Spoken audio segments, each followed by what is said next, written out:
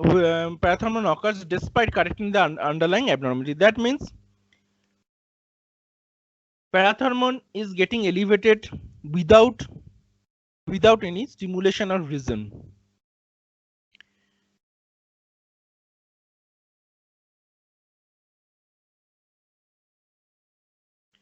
Okay, so already there is hyperparathyroidism. Then also parathyroid is increasing. This is tertiary. Now we will see primary one first of all, one by one. Primary hyperparathyroidism is most common cause is adenoma. What can be the intrinsic abnormality? The tumor of the gland tissues.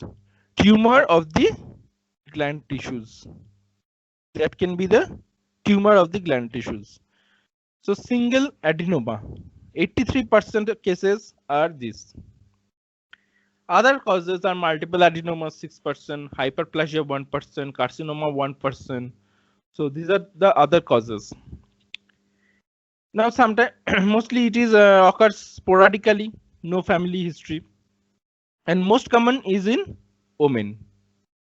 And it is also familial syndrome, which is associated with MEN 1, 90% MEN 1 syndrome, MEN 2A syndrome, familial hypocalciuric hypercalcemia, and familial isolated hyperparathyroidism can also occur. So these are some of the conditions which runs in a family. These are some of the familial syndrome. Otherwise, mostly it occurs sporadically to a single individual.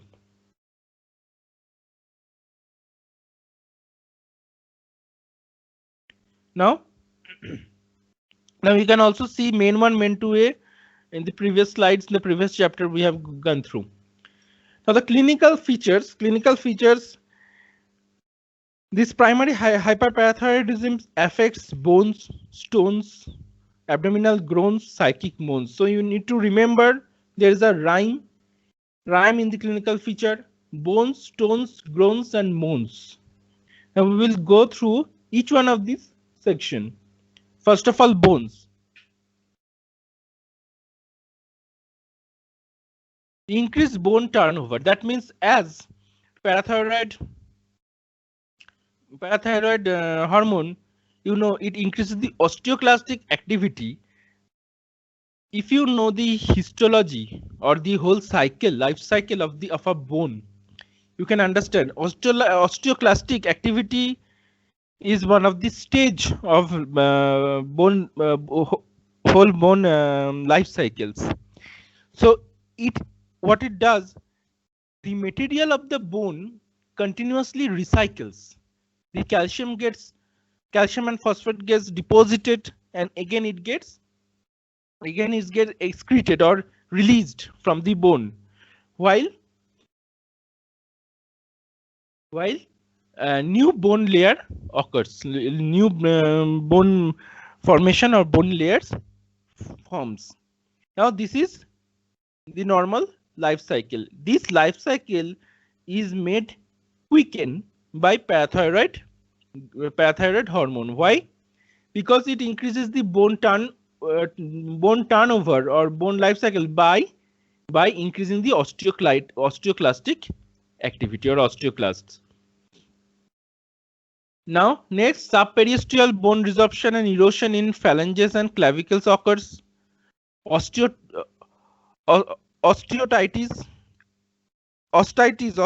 fibrosa cystica occurs. This is a condition. Osteoclastoma or brown tumor occurs, and pathological fracture, which is very common. Clinically, this is very common, and in previously it came in FMGE in a case there was a pathological fracture.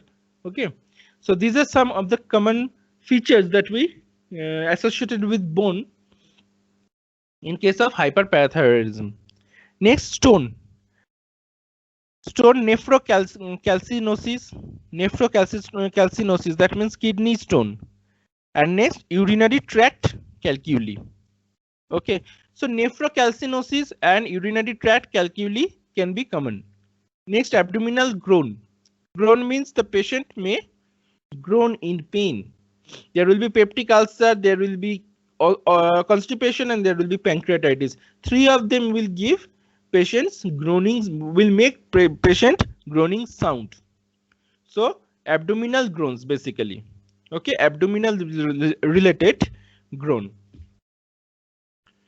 These three can occur. Next, psychic moans. Psychic moans include anxiety, dementia, fatigue, mood changes. These are the psychic moans. Now others. In CVS there will be hypertension. Then there will be LVH, left ventricular hypertrophy. Then there will be dysrhythmia, myocardial calcification. These are CVS related symptoms, features. And next we have got muscle weakness, fatigue, extravasation, soft tissue calcification. And in case of metabolic hyperuricemia, peripheral insulin resistance, increase VLDL and decrease HDL and LDL. So these are some of the features of clinical features of hyperparathyroidism. You can also get a summary in the image as well. Next, biochemical parameter will show hypercalcemia. As you know, parathyroid hormone PTH increases calcium, serum calcium. Also hypophosphatemia. Also hypophosphatemia. Next, high plasma chloride. Next, high plasma chloride also increases. Plasma chloride also increases. Next, increased bone specific alkaline phosphatase and increased 24 hours urinary calcium. Urinary calcium also increases due to presence of high serum calcium. Although parathyroid hormone PTH increases calcium and magnesium reabsorption, but in case of this is in calcium homeostasis, this is in normal conditions we are talking about. But what happens in parathyroidism? That is not normal, that is a condition, and in that abnormal condition, the calcium serum calcium level increases so much that kidney cannot reabsorb too much, reabsorb sufficiently, and there will be some of the calcium which will get excreted by urine. Kidney cannot manage it, or cannot handle so much of calcium, and it cannot sufficiently reabsorb, and therefore there will be excretion of calcium, and that's why we see urinary calcium, 24 hours increased urinary calcium, because calcium has increased a lot due to serum calcium has increased a lot because due to there is hyperparathyroidism. And why this is occurring? Single adenoma, that means there is benign tumor in parathyroid gland. Okay, parathyroid gland adenoma, as I have told you, adenoma is the tumor for secretory glandular tissues. Okay. Now, absolute indication for surgery is urinary tract calculi, markedly reduced bone density, and serum calcium will be more than 2.85 millimole per liter. This is absolute indication for surgery. Now we will talk little about secondary and tertiary hyperparathyroidism. In secondary hyperparathyroidism, we see chronic renal failure.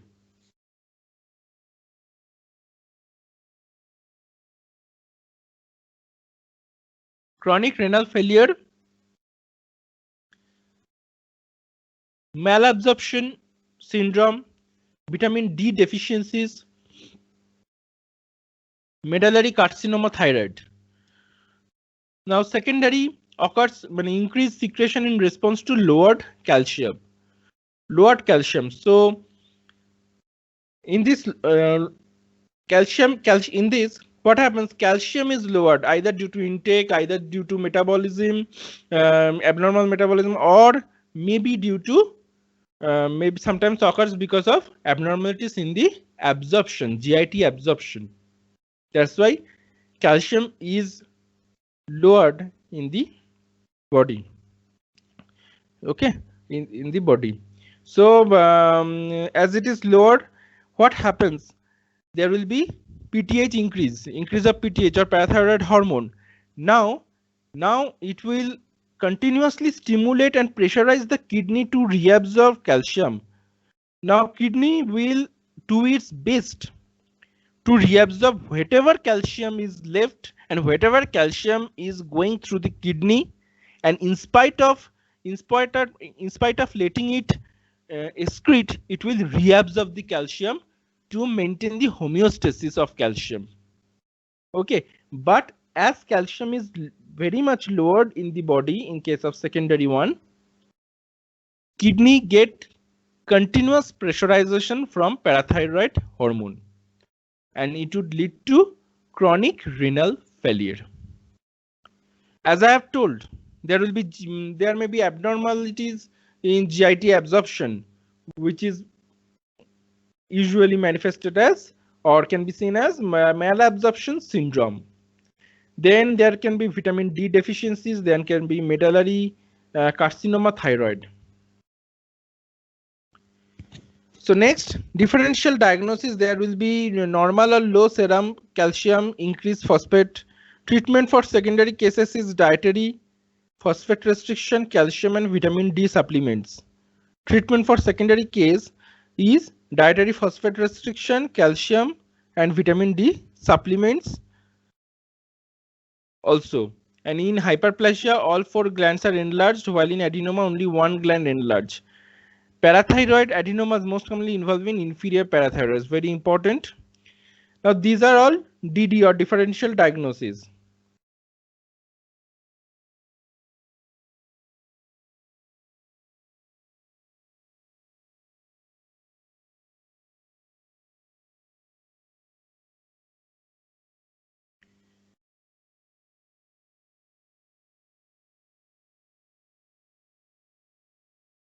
Okay, so next treatment. Before that, first of all, we need to see whether there is any abnormalities in the parathyroid gland. So we can do radio diagnosis by technetium 99M scan, and also recent development in fusion scan, MIBI scan and plus CT images. We can do all this.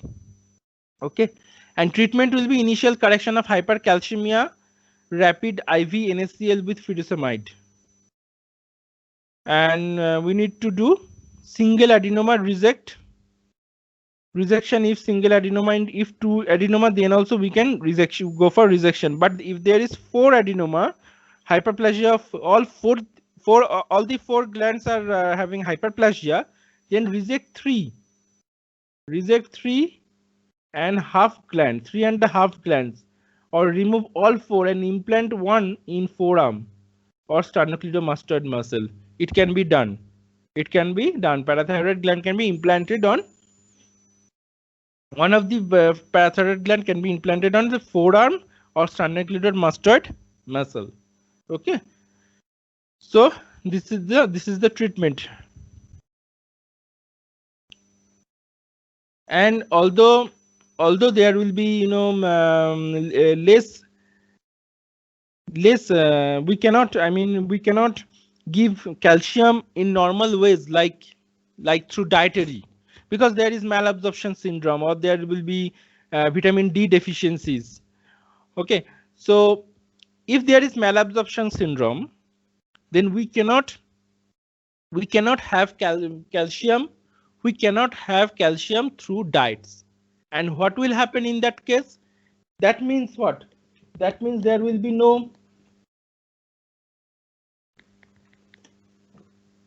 hypercalcemia.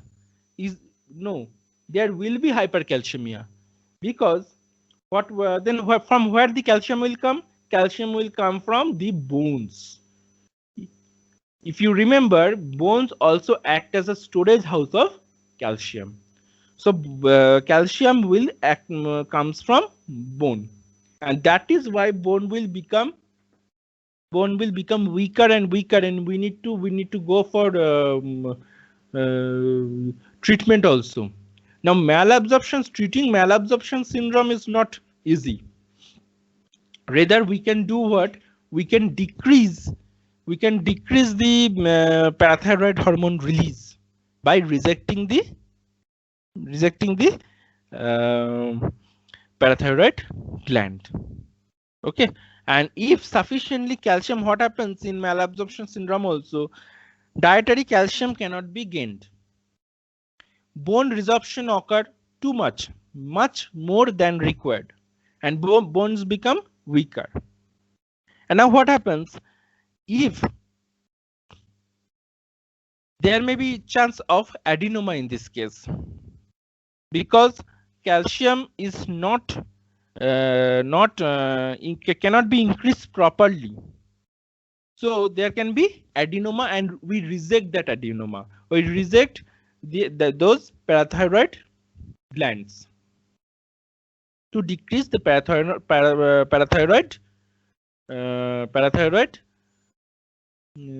hormone, to decrease parathyroid hormone, and to prevent the excess resorption of bone. Otherwise, bone will become weaker, and there will be pathological fracture in the later times. Okay.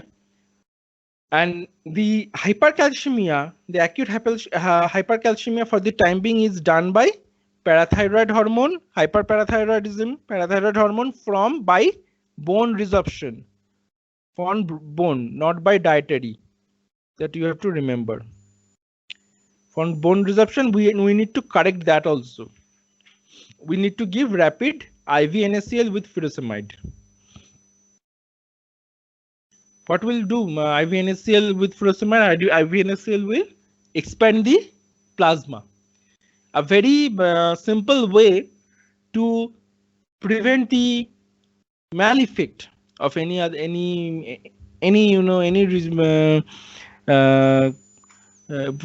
mal effect of anything excess.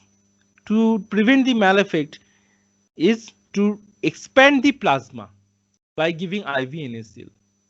That's why in emergency department also you have seen we use saline or Ringer's lactate more often for many things. For lot of things we use plasma expanders. If plasma expanders is given, simply the comparatively the amount of calcium will decrease, and the amount of calcium will decrease and will not do any harm, or will not have any harmful effects. Okay, so this is about secondary parathyroidism. And next, tertiary hyperparathyroidism. Tertiary hyperparathyroidism is essentially secondary one that is no longer responsive to medication. That becomes tertiary. Also occur after renal transplant. If renal transplant is done, what will happen? This portion will not happen. I'm showing you. This portion will not happen. Okay, the calcium reabsorption. And so calcium will get excreted. And as calcium will get excreted, the glands perceive that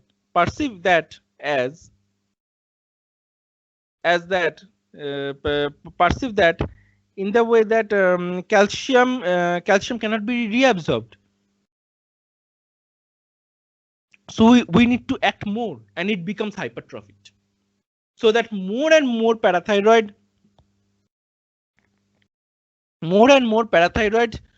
hormone can be secreted in large amount, and so glands become hypertrophied and continue to secrete parathyroid. Obviously, over secretion of parathyroid hormone occurs, and even if we give plasma expanders and all, it does not end. It continues. it continues to excrete. Whenever it see that calcium is getting decreased in plasma comparatively by when you give NaCl, plasma will expand, and comparatively calcium level will decrease. And again, this parathyroid gland will hypertrophy to produce lots of parathyroid hormone, and ultimately it will increase the amount of parathyroid hormone, and also thereby increase the amount of calcium, serum calcium. So only thing we can go for, only thing which can make them calm and quiet is resection. So we will go straight to surgery. This is for tertiary hyperparathyroidism. Next, we will talk about pheochromocytoma. Catecholamine producing tumor derived from chromaffin cells of adrenal medulla. Catecholamine producing tumor derived from chromaffin cells of adrenal medulla.